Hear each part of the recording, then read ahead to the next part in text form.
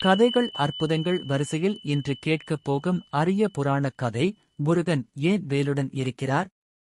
முருகப்பெருமானின் கரங்களில் எப்போதும் ஒளிவீசும் வேல் காணப்படுகிறது. ஆனால் அந்த வேலின் ரகசியம் என்ன? புராணங்களில் சொல்லப்படுகிறது, அசுரர்களின் கொடுமையால் தேவர்கள் தவித்தார்கள். அப்போது அவர்கள் பார்வதி தேவியிடம் சென்றனர். தாய் பார்வதி தனது தெய்வீக சக்தியால் ஒளிமிகு ஆயுதத்தை உருவாக்கினார். அதுதான் வேல். அந்த வேலை முருகனுக்கு கொடுத்து, இதன் மூலம் உலகை காக்கும் தர்மப் போராட்டத்தை நீ நடத்த வேண்டும் என்று அருளினார். வேல் என்பது சாதாரண ஆயுதமல்ல, அது அறிவின் சின்னம். அறியாமையை அழிக்கும் ஒளியையும் உண்மையை வெளிப்படுத்தும் சக்தியையும் குறிக்கிறது.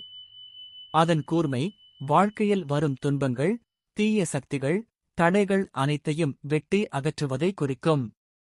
சூரபத்மன் என்ற அசுரனை வென்றதும் முருகன் வேலின் மகத்துவத்தாலேயே உலகுக்கு நிம்மதியை அளித்தார்.